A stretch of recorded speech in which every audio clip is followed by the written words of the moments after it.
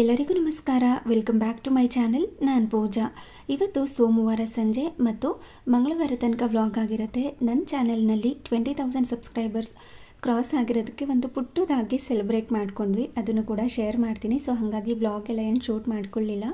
ಹಾಗೆಯೇ ನನ್ನ ಸೀರೆಗೆ ನಾನು ಮೊದಲೇ ಒಂದು ಕುಚ್ಚನ್ನು ಹಾಕ್ಕೊಂಡಿದ್ದೆ. ಆ ಕುಚ್ಚನ್ನು ಯಾವ ರೀತಿ ಹಾಕ್ಕೊಳ್ಳೋದು ಅಂತ ಇವತ್ತಿನ ವಿಡಿಯೋದಲ್ಲಿ ಶೇರ್ ಮಾಡ್ತೀನಿ. ತುಂಬ ಸಿಂಪಲ್ಲಾಗಿ ನಮ್ಮ ಸೀರೆಗಳಿಗೆ ನಾವೇನೇ ಕುಚ್ಚನ್ನು ಹಾಕ್ಕೋಬೋದು. ಸೀರೆ ಕುಚ್ಚಿಗೆ ಹೊರಗಡೆ ಎಷ್ಟು ಚಾರ್ಜ್ ಮಾಡ್ತಾರೆ ಅಂತ ನಿಮಗೆ ಗೊತ್ತು. ಸೊ ಹಾಗಾಗಿ ಆಲ್ಮೋಸ್ಟ್ ನನ್ನ ಸೀರೆಗಳಿಗೆ ನಾನೇ ಕುಚ್ಚನ್ನು ಹಾಕ್ಕೊಳ್ಳೋದಕ್ಕೆ ಟ್ರೈ ಮಾಡ್ತೀನಿ. ಸ್ಯಾರಿ ಬಂದು ಈ ಕಲರ್ ಇದೆ, ಅಂದರೆ ರಾಯಲ್ ಬ್ಲೂ ಕಲರ್. ಅದಕ್ಕೆ ಪಲ್ಲು ಮತ್ತು ಬಾರ್ಡರ್ ಬಂದು ಈ ಥರ ಗ್ರೀನ್ ಕಲರ್ ಕೊಟ್ಟಿದ್ದಾರೆ. ಸೊ ಹಾಗಾಗಿ ನಾನಿಲ್ಲಿ ಬ್ಲೂ ಕಲರ್ ಸಿಲ್ಕ್ ಥ್ರೆಡ್ನ ತೊಗೊಂಡು ಕುಚ್ಚನ್ನು ಹಾಕ್ಕೋತೀನಿ ಕಾಂಟ್ರಾಸ್ಟ್ ಕಲರಲ್ಲಿ. ಇದಕ್ಕೆ ನಾನಿಲ್ಲಿ ವೈಟ್ ಕಲರ್ ಪರ್ಲ್ ಮಣಿಗಳು ಬರುತ್ತಲ್ವ, ಅದನ್ನು ತೊಗೊಂಡಿದ್ದೀನಿ. ಹಾಗೆ ಗೋಲ್ಡನ್ ಕಲರಲ್ಲಿ ಎರಡು ತರಹದ, ಅಂದರೆ ಎರಡು ಡಿಸೈನಲ್ಲಿರುವಂತಹ ಗೋಲ್ಡನ್ ಬೀಡ್ಸ್ಗಳನ್ನ ತೊಗೊಂಡಿದ್ದೀನಿ. ಒಂದೊಂದು ಡಿಸೈನ್ ಇದೆ. ಸೊ ಹಾಗಾಗಿ ಕುಚ್ಚು ಬ್ಲೂ ಕಲರಲ್ಲಿ ಹಾಕ್ಕೋತಾ ಇರೋದ್ರಿಂದ ಬ್ಲೂ ಕಲರ್ ಸಿಲ್ಕ್ ಥ್ರೆಡ್ ತೊಗೊಂಡಿದ್ದೀನಿ. ಹಾಗೆಯೇ ಪಲ್ಲು ಯಾವ ಕಲರ್ ಇದೆ ಅಲ್ವಾ, ಅಂದರೆ ಗ್ರೀನ್ ಕಲರ್ ಇರುತ್ತಲ್ವ, so green colour normal cotton thread ತೊಗೊಂಡಿದ್ದೀನಿ. ಹಾಗೆ ಇದಕ್ಕೆ ಫ್ಯಾಬ್ರಿಕ್ ಗ್ಲೂ ಕೂಡ ಬೇಕಾಗುತ್ತೆ, ಒಂದು ಟ್ರಿಮ್ಮರ್ ಕೂಡ ಬೇಕಾಗುತ್ತೆ, ಹಾಗೆಯೇ ಒಂದು ಸೂಜಿ ಕೂಡ ಬೇಕಾಗುತ್ತೆ. ಇದನ್ನೆಲ್ಲ ರೆಡಿ ಮಾಡಿ ಇಟ್ಕೊಂಡಿದ್ದೀನಿ. ಹಾಗೆಯೇ ಇದಕ್ಕೆ ಝರಿ ಥ್ರೆಡ್ ಬರುತ್ತಲ್ವ ಗೋಲ್ಡನ್ ಕಲರ್, ಅದು ಕೂಡ ಬೇಕು. ಇವಾಗ ಕುಚ್ಚನ್ನು ಯಾವ ರೀತಿ ಹಾಕ್ಕೋತೀನಿ ಅಂತ ತೋರಿಸ್ತಾ ಇದ್ದೀನಿ. ಯಾವುದಾದ್ರೂ ಒಂದು ಬುಕ್ ಅಥವಾ ಡೈರಿ ಏನಾದರೂ ಇದ್ದರೆ ಅದಕ್ಕೆ ನಾನು 100 ರೌಂಡ್ಸ್ನ ಇಲ್ಲಿ ಸುತ್ಕೋತಾ ಇದ್ದೀನಿ. ನಿಮಗೆ ಕುಚ್ಚದ ವಾಲ್ಯೂಮ್ ಜಾಸ್ತಿ ಬೇಕು ಅಂತಂದರೆ ನೀವು 120 ಇಲ್ಲಾಂದರೆ 150 200 ರೌಂಡ್ಸ್ ಎಲ್ಲ ಹಾಕ್ಕೋಬೋದು. ನಾನಿಲ್ಲಿ 100 ರೌಂಡ್ಸ್ನ ಹಾಕ್ಕೋತಾ ಇದ್ದೀನಿ. ಈ ರೀತಿ ಒಂದು ಡೈರಿಗೆ ಸುತ್ಕೋಬೇಕು. 100 ರೌಂಡ್ಸ್ ಆದಮೇಲೆ ಇದನ್ನು ಕಟ್ ಮಾಡಿ ಡೈರಿಯಿಂದ ತೆಗಿಬೇಕು. ತೆಗೆದ ನಂತರ ಫ್ಯಾಬ್ರಿಕ್ ಗ್ಲೂ ಇರುತ್ತಲ್ವ, ಅದನ್ನು ಇದ್ರ ಮುಂದಗಡೆ ಇದೆ ಅಲ್ವಾ ಸ್ಟಾರ್ಟಿಂಗ್ ಪಾಯಿಂಟ್, ಅದಕ್ಕೆ ಹಾಕಿ ಇದನ್ನು ರೌಂಡ್ ಶೇಪ್ ಥರ ಮಾಡ್ಕೋತೀನಿ. ಈ ರೀತಿ ಎಲ್ಲನೂ ಕೂಡ ಮಾಡಿ ಇಟ್ಕೋತೀನಿ. ಅಂದರೆ ಒಂದು ಸಿಲ್ಕ್ ಥ್ರೆಡ್ ರೌಂಡ್ ತೊಗೊಂಡಿದ್ದೀವಲ್ವ, ಅದೆಲ್ಲ ಕೂಡ ಬೇಕಾಗಿರೋದಿಲ್ಲ, ಅರ್ಧದಷ್ಟು ಮಾತ್ರ ಸಾಕಾಗುತ್ತೆ. ನಾನಿಲ್ಲಿ ಒಂದು 5 ರಿಂದ 6 ಈ ರೀತಿ ಮಾಡಿ ಬಿಸಿಲಿನಲ್ಲಿ ಒಣಗಿಸಿ ಎತ್ತಿಟ್ಕೊಂಡಿರ್ತೀನಿ. ಇದು ಒಣಗಿಸೋದೇನು ತುಂಬ ಈಸಿ. ಇದನ್ನೆಲ್ಲ ಮಾಡಿ ಸ್ವಲ್ಪ ಹೊತ್ತು ಬಿಸಿಲಿನಲ್ಲಿ ಹಾಕಿದ್ರೆ ಫುಲ್ ಡ್ರೈ ಆಗಿರುತ್ತೆ. ಕಂಪ್ಲೀಟಾಗಿ ಡ್ರೈ ಆಗಿರಬೇಕು, ಸ್ವಲ್ಪವೂ ಕೂಡ ಹಸಿ ಇರಬಾರ್ದು. ಆ ರೀತಿ ಎಲ್ಲವನ್ನು ಕೂಡ ಡ್ರೈ ಮಾಡಿಕೊಂಡು ಎತ್ತಿಟ್ಕೊಂಡಿದ್ದೀನಿ. ಇವಾಗ ಕುಚ್ಚನ್ನು ಹಾಕ್ಕೊಳ್ಳೋದಕ್ಕೆ ಈ ರೀತಿ ನಾರ್ಮಲ್ ಸೂಜಿಗೆ ನಾವು ಪಲ್ಲು ಕಲರ್ದು ಕಾಟನ್ ಥ್ರೆಡ್ನ ತೊಗೊಂಡಿದ್ವಲ್ಲ, ಆ ಥ್ರೆಡ್ಡಲ್ಲಿ 2 ಎಳೆ ಅಥವಾ 4 ಎಳೆನ ಪೋಣಿಸ್ಕೊಂಡು ಈ ರೀತಿ ನಾಟ್ನ ಹಾಕ್ಕೋಬೇಕು. ಅದಾದ ನಂತರ ನಾವು ಈ ಪಲ್ಲುಗೆ ಸ್ಟಿಚಿಂಗ್ನ ಹಾಕ್ಕೊಳ್ತಾ ಹೋಗಬೇಕು. ನಾರ್ಮಲಾಗಿ ಒಂದು ಟೈಟಾಗಿ ಒಂದು ಗಂಟನ್ನು ಹಾಕಿ, ಅದಾದ ನಂತರ ಮೊದಲಿಗೆ ನಾನು ಗೋಲ್ಡನ್ ಬೀಡ್ಸ್ನ ಹಾಕ್ಕೊಂಡಿದ್ದೀನಿ, ಒಂದು ಡಿಸೈನ್ದು. ಅದಾದಮೇಲೆ 2 ವೈಟ್ ಕಲರ್ ಮಣಿ ಹಾಕಿ, ಅದಾದ ನಂತರ ಇನ್ನೊಂದು ಗೋಲ್ಡನ್ ಬೀಡ್ನ ಹಾಕಿ ಇದನ್ನು ಈ ರೀತಿ ಕ್ಲೋಸ್ ಮಾಡ್ಕೋಬೇಕು. ಕರೆಕ್ಟಾಗಿ ಇದನ್ನು ಅಳತೆ ಮಾಡ್ಕೋಬೇಕು. ಅಳತೆ ಮಾಡಿಕೊಂಡು ಈ ರೀತಿ ತೂಗಬೇಕು. ಇದು ಸ್ವಲ್ಪ ಕೆಳಗಡೆ ಬರಬೇಕು. ಆ ರೀತಿ ನೋಡಿಕೊಂಡು ಇದನ್ನು ಈ ರೀತಿ ಹೊಲ್ಕೋಬೇಕು. ಮತ್ತೆ ಇದನ್ನು ನಾಟ್ ಹಾಕ್ಕೋಬೇಕು. ಸ್ವಲ್ಪನೂ ಕೂಡ ಎಳೆದ್ರೆ ಬಿಚ್ಚೋಗಬಾರ್ದು. ಆ ರೀತಿ ನಾಟ್ ಹಾಕ್ಕೋಬೇಕು. ನಿಮಗೆ ಹೇಗೆ ಟೈಟಾಗಿ ಹಾಕ್ಕೊಳ್ಳೋಕೆ ಬರುತ್ತೋ ಆ ರೀತಿ ಹಾಕ್ಕೋಬೇಕು. ನಂತರ ಮತ್ತೆ ಇದನ್ನು ಇದೇ ರೀತಿ 1 by 1 ಫಸ್ಟು ಒಂದು ಗೋಲ್ಡ್ ಬೀಡ್ಸ್ ಹಾಕಿ, ಅದಾದ ನಂತರ ವೈಟ್ ಬೀಡ್ಸ್ ಹಾಕ್ಕೋಬೇಕು. ಹಾಗೆಯೇ ಗೋಲ್ಡ್ ಬೀಡ್ಸ್ನ ಹಾಕ್ಕೋಬೇಕು. ಇದೇ ರೀತಿ ಕಂಟಿನ್ಯೂ ಮಾಡ್ಕೊಳ್ತಾ ಹೋಗಬೇಕು. ಒಂದು ಕುಚ್ಚಿಗೆ ಇನ್ನೊಂದು ಕುಚ್ಚಿಗೆ ಮಧ್ಯದಲ್ಲಿ ಸ್ವಲ್ಪ ಗ್ಯಾಪ್ ಇರಬೇಕು. ನೋಡಿ, ಇಷ್ಟು ಒಂದು 1/4 ಇಂಚಷ್ಟು ಅಥವಾ ಒಂದು 2-3 ಸೆಂಟಿಮೀಟರಷ್ಟು ಬಿಟ್ಟು ಹಾಕ್ಕೊಂಡ್ರೆ ನೋಡೋದಕ್ಕೆ ತುಂಬಾ ಚೆನ್ನಾಗಿರುತ್ತೆ. ಇಲ್ಲಾಂದರೆ ನೀವು 1 by 1 ಅಂದರೆ ಪಕ್ಕ ಕೂಡ ಹಾಕ್ಕೊಳ್ತಾ ಹೋಗ್ಬೋದು. ನಾನಿಲ್ಲಿ ಸ್ವಲ್ಪ ಗ್ಯಾಪ್ ಬಿಟ್ಕೊಂಡು ಹಾಕ್ಕೋತಾ ಇದ್ದೀನಿ. ಒಂದು ಸ್ವಲ್ಪ ಲುಕ್ ಚೆನ್ನಾಗಿರಲಿ, ಸ್ವಲ್ಪ ಒಂದು ಕುಚ್ಚಿಗೂ ಇನ್ನೊಂದು ಕುಚ್ಚಿಗೂ ಗ್ಯಾಪ್ ಇರಲಿ ಅಂತ. ನೋಡಿ, ಇವಾಗ ಮತ್ತೆ ಅದೇ ಡಿಸೈನ್ನಲ್ಲಿ ಮತ್ತೆ ಹೊಲ್ಕೊಳ್ತಾ ಹೋಗ್ತಾ ಇದ್ದೀನಿ.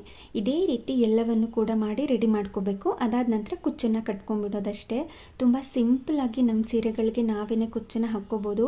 ಹೊರಗಡೆ ಎಷ್ಟು ಚಾರ್ಜ್ ಮಾಡ್ತಾರೆ ಅಂತ ನಿಮಗೆ ಗೊತ್ತು, ಬಟ್ ಈ ರೀತಿ ಮಾಡ್ಕೊಳ್ಳೋದ್ರಿಂದ ನಮಗೂ ಖುಷಿ ಇರುತ್ತೆ. ಫ್ರೀಯಾಗಿ ಕುತ್ಕೊಂಡಿರ್ತೀವಿ, ನಮ್ಮ ಕ್ರಿಯೇಟಿವಿಟಿಗೆ ತಕ್ಕಂತೆ ನಾವು ಕುಚ್ಚನ್ನು ಹಾಕ್ಕೋಬೋದು ಅಂತ. ಇವಾಗ ಸೀರೆ ಪೂರ್ತಿ ಬೀಡ್ಸ್ಗಳನ್ನೆಲ್ಲ ಹೊಲ್ಕೊಂಡಿದ್ದಾಗಿದೆ. ನಂತರ ಇನ್ನೊಂದು ನಾರ್ಮಲ್ ಸೂಜಿಗೆ ಝರಿ ಥ್ರೆಡ್ನ ಪೋಣಿಸಿಟ್ಕೊಂಡಿದ್ದೀನಿ. ಇವಾಗ ಈ ಸಿಲ್ಕ್ ಥ್ರೆಡ್ ರೆಡಿ ಮಾಡಿ ಇಟ್ಕೊಂಡಿದ್ವಲ್ವ, ಅದನ್ನು ಈ 2 ಬೀಡ್ಸ್ ಮಧ್ಯದಲ್ಲಿ ಇನ್ಸರ್ಟ್ ಮಾಡಿಕೊಂಡು ಅದಾದ ನಂತರ ನಾವು ಈ ರೀತಿ ಝರಿ ಥ್ರೆಡ್ನ ಹಾಕಿ ಹೊಲ್ಕೊಳ್ಳೋದಷ್ಟೇ.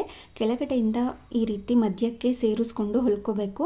ಬ್ಯಾಕ್ ಸೈಡಲ್ಲಿ ಸ್ವಲ್ಪ ಥ್ರೆಡ್ಡನ್ನು ಬಿಟ್ಟು, ಅಂದರೆ ಝರಿ ಥ್ರೆಡ್ಡನ್ನು ಬಿಟ್ಟು ಕೈಯಿಂದ ಒಂದು ಬೆರಳಿಂದ ಕ್ಲೋಸ್ ಮಾಡಿಕೊಂಡು ಈ ರೀತಿ ಸುತ್ಕೊಂಡು ಒಂದು ನಾಟನ್ನು ಹಾಕಿ, ಅದಾದ ನಂತರ ಈ ನಾಟ್ ಒಳಗಡೆಯಿಂದ ಸೂಜಿನ ಹೊರಗಡೆ ತೆಗಿಬೇಕು.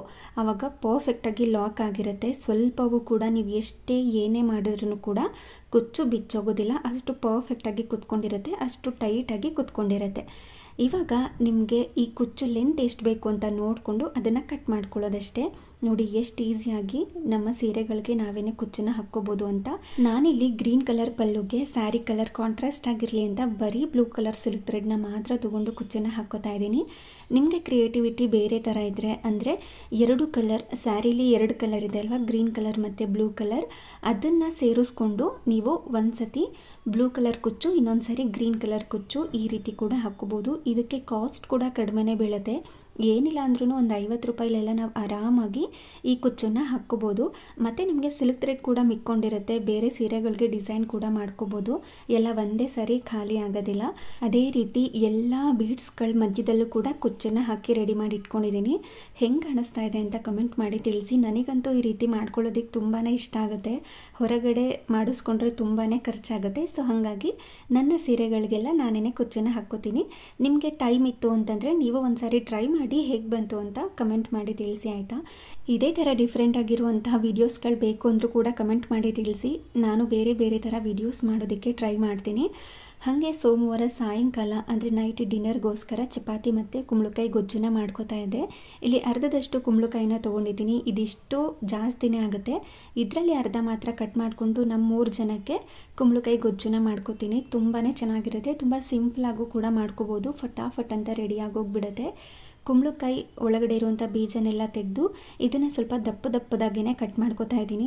ತುಂಬ ಸಣ್ಣದಾಗಿ ಕಟ್ ಮಾಡಿಕೊಂಡ್ರೆ ಬೇಗ ಬೆಂದೋಗ್ಬಿಡುತ್ತೆ. ಸೊ ಹಾಗಾಗಿ ತಿನ್ನೋದಕ್ಕೆ ಸಿಗಲಿ ಮಧ್ಯದಲ್ಲಿ ಅಂತ ದಪ್ಪದಾಗಿ ಕಟ್ ಮಾಡಿ ಎತ್ತಿಟ್ಕೊಂಡಿದ್ದೀನಿ. ಹಾಗೆಯೇ ಒಗ್ಗರಣೆಗೆ ಈರುಳ್ಳಿ ಬೇಕು, ಅದನ್ನು ಕೂಡ ಸಣ್ಣದಾಗಿ ಉದ್ದುದಾಗಿ ಕಟ್ ಮಾಡಿಕೊಂಡು ಸ್ವಲ್ಪ ಮಸಾಲೆ ರುಬ್ಕೊಳ್ಳೋದಕ್ಕೆ ಬ್ಯಾಡಗಿ ಮೆಣಸಿನಕಾಯಿ, ಗುಂಟೂರು ಮೆಣಸಿನಕಾಯಿ, ಕರಿಬೇವಿನ ಸೊಪ್ಪು ಬೇಕು. ಅದನ್ನೆಲ್ಲ ರೆಡಿ ಮಾಡಿಕೊಂಡು ಇವಾಗ ಒಂದು ಪ್ಯಾನ ಬಿಸಿ ಮಾಡಲಿಕ್ಕೆ ಇಟ್ಕೊಂಡಿದ್ದೀನಿ. ಅದಕ್ಕೆ ಎಣ್ಣೆನ ಹಾಕಿ ಅದು ಕಾದಾದ ನಂತರ ಸಾಸಿವೆ, ಬೇಕಿದ್ರೆ ಜೀರಿಗೆ ಕೂಡ ಸೇರಿಸ್ಕೋಬೋದು. ಅದಾದ ನಂತರ ಕಟ್ ಮಾಡಿ ಇಟ್ಕೊಂಡಿರುವಂತಹ ಈರುಳ್ಳಿ, ಒಣಗಿರುವಂಥ ಮೆಣಸಿನಕಾಯಿ, ಕರಿಬೇವಿನ ಸೊಪ್ಪನ್ನ ಹಾಕಿ ಸ್ವಲ್ಪ ಹೊತ್ತು ಫ್ರೈ ಮಾಡ್ಕೊಳ್ಳೋದು. ಜಾಸ್ತಿ ಹೊತ್ತು ಫ್ರೈ ಮಾಡ್ಕೊಳ್ಳೋ ಅವಶ್ಯಕತೆ ಇರೋದಿಲ್ಲ. 1-2 ರಿಂದ 3 ನಿಮಿಷ ಫ್ರೈ ಮಾಡಿಕೊಂಡ್ರೆ ಸಾಕು. ಅದಾದ ನಂತರ ಕಟ್ ಮಾಡಿ ಇಟ್ಕೊಂಡಿರುವಂಥ ಕುಂಬಳಕಾಯಿನ ಹಾಕಿ ಇದಕ್ಕೆ ಸ್ವಲ್ಪ ಉಪ್ಪನ್ನು ಸೇರಿಸಿ ಚೆನ್ನಾಗಿ ಸ್ವಲ್ಪ ಹೊತ್ತು ಫ್ರೈ ಮಾಡಿಕೊಂಡು ಅದಾದ ನಂತರ ಇದಕ್ಕೆ ಸ್ವಲ್ಪ ನೀರನ್ನು ಸೇರಿಸಿ ಮತ್ತೆ ಇದನ್ನು ಮಿಕ್ಸ್ ಮಾಡಿ ಒಂದು ಲಿಡ್ಡನ್ನು ಕ್ಲೋಸ್ ಮಾಡಿ ಇದನ್ನು ಸ್ವಲ್ಪ ಹೊತ್ತು ಬೇಯೋದಕ್ಕೆ ಬಿಟ್ಕೊಳ್ಳೋದು. ಇದು ಬೇಯೋಷ್ಟರಲ್ಲಿ ಇದಕ್ಕೆ ಸ್ವಲ್ಪ ಮಸಾಲೆ ರುಬ್ಕೋಬೇಕಲ್ವ, ಅದನ್ನೆಲ್ಲ ರೆಡಿ ಮಾಡ್ಕೊಂಡ್ಬಿಡ್ತೀನಿ. ನಿಜವಾಗ್ಲೂ ಎಷ್ಟು ಚೆನ್ನಾಗಿರುತ್ತೆ ಅಂತ ಅಂದರೆ ಬೇಕಿದ್ರೆ ಒಂದು ಸಾರಿ ಟ್ರೈ ಮಾಡಿ. ಫಟಾಫಟ್ ಅಂತ ರೆಡಿಯಾಗಿ ಹೋಗ್ಬಿಡುತ್ತೆ. ಇವಾಗ ಇನ್ನೊಂದು ಸೈಡಲ್ಲಿ ಇನ್ನೊಂದು ಪ್ಯಾನ ಬಿಸಿ ಮಾಡಲಿಕ್ಕೆ ಇಟ್ಕೊಂಡು ಕೈ ಅಳತೆನಲ್ಲಿ 1 ಸ್ಪೂನಷ್ಟು ಕಡಲೆಬೇಳೆನ ಸೇರಿಸ್ಕೊತಾ ಇದ್ದೀನಿ. ಹಾಗೆಯೇ ಅರ್ಧ ಸ್ಪೂನಷ್ಟು ಅಥವಾ 3/4 ಸ್ಪೂನಷ್ಟು ಕಡಲೆಬೇಳೆನ ಹಾಕಿ 1/4 ಸ್ಪೂನ್ಗಿಂತ ಕಡಿಮೆ ಸಾಸಿವೆ, 1/4 ಸ್ಪೂನ್ಗಿಂತ ಕಡಿಮೆ ಮೆಂತ್ಯನ ಹಾಕಿ ಇದನ್ನು ಚೆನ್ನಾಗಿ ಡ್ರೈ ರೋಸ್ಟ್ ಮಾಡ್ಕೋಬೇಕು. ನೋಡಿ ಈ ರೀತಿ ಕಲರ್ ಚೇಂಜ್ ಆಗಿರಬೇಕು, ಪಟ ಅಂತ ಇರಬೇಕು. ಅಲ್ಲಿ ತನಕ ಇದನ್ನು ಡ್ರೈ ರೋಸ್ಟ್ ಮಾಡಿಕೊಂಡು ಕಂಪ್ಲೀಟಾಗಿ ಕೂಲ್ ಆದಮೇಲೆ ಒಂದು ಮಿಕ್ಸಿ ಜಾರ್ಗೆ ಹಾಕಿ ಇದಕ್ಕೆ ಸ್ವಲ್ಪ ಬ್ಯಾಡಗಿ ಮೆಣಸಿನಕಾಯಿ, ಹಾಗೆಯೇ ಸ್ವಲ್ಪ ಗುಂಟೂರು ಮೆಣಸಿನಕಾಯಿ, ಕರಿಬೇವಿನ ಸೊಪ್ಪನ್ನು ಕೂಡ ಸೇರಿಸ್ಕೊಂಡಿದ್ದೀನಿ. ಹಾಗೆ ತೆಂಗಿನಕಾಯಿನ ಕಟ್ ಮಾಡಿ ಸೇರಿಸ್ಕೊಂಡು ಇದಕ್ಕೆ ಸ್ವಲ್ಪ ಬೆಲ್ಲ, ಸ್ವಲ್ಪ ಹುಣಸೆ ಹಣ್ಣು, ಸ್ವಲ್ಪ ನೀರನ್ನು ಸೇರಿಸ್ಕೊಂಡು ಇದನ್ನು ಸ್ವಲ್ಪ ತರಿಯಾಗೇ, ತೀರಾ ತರಿ ಆಗಿರಬಾರ್ದು, ಸ್ವಲ್ಪ ತರಿಯಾಗೇ ರುಬ್ಬಿ ಎತ್ತಿಟ್ಕೊಂಡಿದ್ದೀನಿ.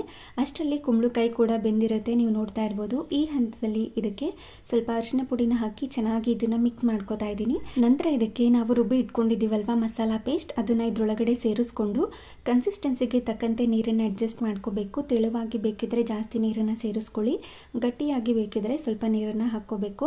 ನಾನಿಲ್ಲಿ ಮೀಡಿಯಮ್ ಆಗಿ ಮಾಡ್ಕೋತಾ ಇದ್ದೀನಿ. ಹಾಗೆ ರುಚಿಗೆ ತಕ್ಕಷ್ಟು ಉಪ್ಪನ್ನು ಸೇರಿಸಿ ಚೆನ್ನಾಗಿ ಇದನ್ನು ಮಿಕ್ಸ್ ಮಾಡ್ಕೋತಾ ಇದ್ದೀನಿ.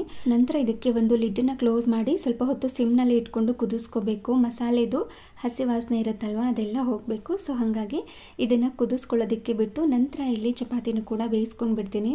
1 ಟೈಮ್ಗೆ ಖಾಲಿ ಆಗಲಿ ಅಂತ ಏನೇ ಮಾಡಿದ್ರೂ ಕೂಡ ಇನ್ನೊಂದು ಸ್ವಲ್ಪ ಎಕ್ಸ್ಟ್ರಾ ಒಬ್ರಿಗೆ ಆಗೋಷ್ಟು ಉಳಿದೇ ಬಿಟ್ಟಿರುತ್ತೆ. ನಾನು ಹೆಂಗೆ ಮಾಡಿದ್ರೂ ಕೂಡ ಕೆಲವೊಂದು ಸರಿ ಹಾಗೆ ಆಗಿಬಿಡುತ್ತೆ. ಈ ಗೊಜ್ಜನ್ನ ನೋಡ್ತಾ ಇರ್ಬೋದು, 1 ಟೈಮ್ಗೆ ರಾತ್ರಿ ಟೈಮ್ಗೆ ಖಾಲಿ ಆಗಿಬಿಡ್ಲಿ ಅಂತ ಸ್ವಲ್ಪ ಗಟ್ಟಿಯಾಗೇ ಮಾಡಿಕೊಂಡೆ. ಆದ್ರೂ ಕೂಡ 3 ಜನಕ್ಕೆ ಆಗಿ ಇನ್ನೂ ಒಬ್ರಿಗೆ ಮಿಕ್ಕೊಳ್ಳುತ್ತೆ, ಅಷ್ಟು ಮಾಡಿಬಿಟ್ಟಿರ್ತೀನಿ.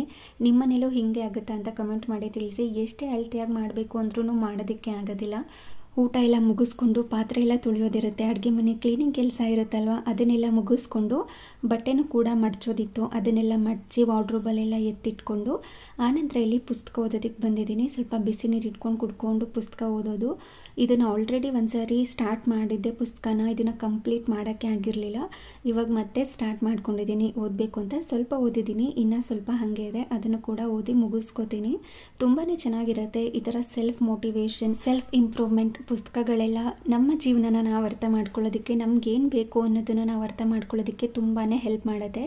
ಸೊ ಹಾಗಾಗಿ ಈ ಥರ ಪುಸ್ತಕಗಳು ನನಗೆ ಜಾಸ್ತಿ ಇಷ್ಟ ಆಗುತ್ತೆ. ಕತೆ ಪುಸ್ತಕಗಳಿಗಿಂತ ಈ ಥರ ಪುಸ್ತಕಗಳು ನಂಗೆ ತುಂಬ ಇಷ್ಟ. ಸೊ ಹಾಗಾಗಿ ಈ ಥರದನ್ನೇ ಓದ್ತೀನಿ. ನಮ್ಮನ್ನು ನಾವು ಇಂಪ್ರೂವ್ ಮಾಡ್ಕೊಳ್ಳೋದಕ್ಕೆ ತುಂಬಾ ಹೆಲ್ಪ್ ಮಾಡುತ್ತೆ. ನಾವು ಸ್ಟ್ರಾಂಗ್ ಆಗಿರೋದಕ್ಕೆ, ನಾವು ಮೆಂಟಲಿ ಲೋ ಆದಾಗ ಫಿಸಿಕಲ್ ಆಗಿ ಸ್ಟ್ರಾಂಗ್ ಆಗಿರೋದಕ್ಕೆ, ಮೆಂಟಲಿ ಸ್ಟ್ರಾಂಗ್ ಆಗಿರೋದಕ್ಕೆಲ್ಲ ಹೆಲ್ಪ್ ಮಾಡುತ್ತೆ. ನಮ್ಮ ಬಗ್ಗೆ ನಾವು ಅರ್ಥ ಮಾಡ್ಕೊಳ್ಳೋದಕ್ಕೆ ಹೆಲ್ಪ್ ಮಾಡುತ್ತೆ. ಸೊ ಹಾಗಾಗಿ ಈ ಥರದ ಪುಸ್ತಕಗಳು ತುಂಬಾ ಇಷ್ಟ ನನಗೆ. ನಿಮಗೆ ಪುಸ್ತಕ ಓದೋ ಅಭ್ಯಾಸ ಇದೆಯಾ ಅಂತ ಕಮೆಂಟ್ ಮಾಡಿ ತಿಳಿಸಿ. ಇದ್ರೆ ಯಾವ ಪುಸ್ತಕಗಳು ಇಷ್ಟ ಆಗುತ್ತೆ ನಿಮಗೆ ಓದೋದಕ್ಕೆ ಅಂತ ಕೂಡ ಕಮೆಂಟ್ ಮಾಡಿ ತಿಳಿಸಿ. ಇದಿನ್ನು ಮಂಗಳವಾರ ಬೆಳಗ್ಗೆ ನಾರ್ಮಲ್ ರೊಟೀನ್. ಮನೆ ಕ್ಲೀನ್ ಮಾಡಿ, ಬಾಗಿಲನ್ನೆಲ್ಲ ತೊಳೆದು, ರಂಗೋಲಿ ಹಾಕಿ, ಬ್ರೇಕ್ಫಾಸ್ಟ್ ಪ್ರಿಪೇರ್ ಮಾಡೋದು, ಪೂಜೆ ಮಾಡೋದು ಇದೇ ಇರುತ್ತೆ. ಇವತ್ತು ಇನ್ನೊಂದು ಸ್ಪೆಷಲ್ ಏನು ಅಂತಂದರೆ, ನನ್ನ ಚಾನಲ್ನಲ್ಲಿ 20,000 ಸಬ್ಸ್ಕ್ರೈಬರ್ಸ್ ರೀಚ್ ಆಗಿದ್ರು ಈ ದಿನ. ಸೊ ಹಾಗಾಗಿ ಮನೆಯಲ್ಲೇ ಒಂದು ಪಿಜ್ಜಾ ಪಾರ್ಟಿ ಮಾಡ್ಕೊಂಡಿದ್ವಿ. ಒಂದು ಚಿಕ್ಕದಾಗಿ ಸೆಲೆಬ್ರೇಷನ್, ಅದು ಒಂದು ಮೈಲ್ ಸ್ಟೋನೇ ಅಲ್ವಾ, ಅದು ಒಂದು ಏನೋ ಖುಷಿಯಾಗಿರುವಂಥ ವಿಚಾರ. ಸೊ ಹಾಗಾಗಿ ಒಂದು ಚಿಕ್ಕದಾಗಿ ಪಾರ್ಟಿ ಮಾಡ್ಕೊಳ್ಳೋಣ ಅಂತ ಮಾಡ್ಕೊಂಡಿದ್ವಿ, ಪಿಜ್ಜಾ ಪಾರ್ಟಿ. ಹಾಗೆ ಎಲ್ಲರೂ ಮೂವಿ ನೋಡೋಣ ಅಂತ ಅಂದ್ಕೊಂಡು ಅಮೆಝಾನ್ ಪ್ರೈಮ್ ಓಪನ್ ಮಾಡಿದ್ರೆ ಅವತಾರ ಪುರುಷ 2 ಬಿಟ್ಟಿದ್ರು. ಸೊ ಅದೇ ಮೂವಿ ನೋಡೋಣ ಅಂತ ನೋಡಿಕೊಂಡು ಟೈಮ್ ಪಾಸ್ ಮಾಡ್ತಾಯಿದ್ವಿ. ಅಷ್ಟರಲ್ಲಿ ಪಿಜ್ಜಾ ಕೂಡ ಆರ್ಡರ್ ಮಾಡಿದ್ವಿ, ಅದು ಕೂಡ ಬಂದಿತ್ತು. ಒಂದು normal medium pizza, 3 Jingi parcel ಮತ್ತು ಸ್ಟಫ್ಡ್ ಗಾರ್ಲಿಕ್ ಬ್ರೆಡ್ ತೊಗೊಂಡಿದ್ವಿ. ನಮಗೆ ಸ್ಟಫ್ಡ್ ಗಾರ್ಲಿಕ್ ಬ್ರೆಡ್ ಅಂದರೆ ನನಗೆ ಪರ್ಸ್ನಲಿ ತುಂಬ ಇಷ್ಟ. ಅದರೊಳಗಡೆ ಚೀಸ್ ಮತ್ತು ಸ್ವೀಟ್ ಕಾರ್ನ್ ಎಲ್ಲ ಹಾಕಿ ಮಾಡಿಕೊಟ್ಟಿರ್ತಾರೆ, ನನಗೆ ತುಂಬ ಇಷ್ಟ ಆಗುತ್ತೆ. ಮತ್ತು ನನಗೆ ಜಿಂಗಿ ಪಾರ್ಸೆಲ್ ಅಂದರೂ ಕೂಡ ತುಂಬ ಇಷ್ಟ ಝೊಮ್ಯಾಟೋದಲ್ಲಿ. ಮತ್ತು ಈ ಗಾರ್ಲಿಕ್ ಬ್ರೆಡ್ಗೆ ಡಿಪ್ ಬರುತ್ತಲ್ವ, ಅದನ್ನು ತರಿಸ್ಕೊಂಡಿರಲಿಲ್ಲ. ಸೊ ಹಾಗಾಗಿ ಮನೆಯಲ್ಲೇ ಪ್ರಿಪೇರ್ ಮಾಡ್ಕೋತಾ ಇದ್ವಿ. ಸ್ವಲ್ಪ ಟೊಮೆಟೊ ಕೆಚಪ್, ಸ್ವಲ್ಪ ಮಯೋನೀಸ್, ಆರಿಗೇನೋ, ಚಿಲ್ಲಿ ಫ್ಲೇಕ್ಸ್, ಸ್ವಲ್ಪ ಅಚ್ಕಾರದ ಪುಡಿ ಹಾಕಿ ಮಿಕ್ಸ್ ಮಾಡಿಕೊಂಡ್ರೆ ಈ ಗಾರ್ಲಿಕ್ ಬ್ರೆಡ್ಗೆ ಹೊಂದ್ಕೊಳ್ಳೋ ಥರ ತುಂಬಾ ಚೆನ್ನಾಗಿ ಇದೊಂದು ಡಿಪ್ ರೆಡಿಯಾಗಿರುತ್ತೆ. ನಮಗೆ ಈ ಡಿಪ್ ತುಂಬಾ ಇಷ್ಟ. ಸೊ ಹಾಗಾಗಿ ಮನೆಯಲ್ಲೇ ಮಾಡ್ಕೋತೀವಿ ಪ್ರತಿ ಸಾರಿ ತರಿಸ್ಕೊಂಡಾಗ್ಲೂ ಕೂಡ. ಇದಾಗಿತ್ತು ಇವತ್ತಿನ ದಿನ. ಈ ವಿಡಿಯೋ ನಿಮಗೆ ಸ್ವಲ್ಪನಾದರೂ ಇಷ್ಟ ಆಗಿದರೆ, ಯೂಸ್ಫುಲ್ ಅನಿಸಿದ್ರೆ ಪ್ಲೀಸ್ ಒಂದು ಲೈಕ್ ಮಾಡಿ. ಹಾಗೆ ನಿಮ್ಮ ಫ್ರೆಂಡ್ಸ್ ಆ್ಯಂಡ್ ಫ್ಯಾಮಿಲಿಗೆಲ್ಲ ಈ ವಿಡಿಯೋನ ಶೇರ್ ಮಾಡಿ. Thank you.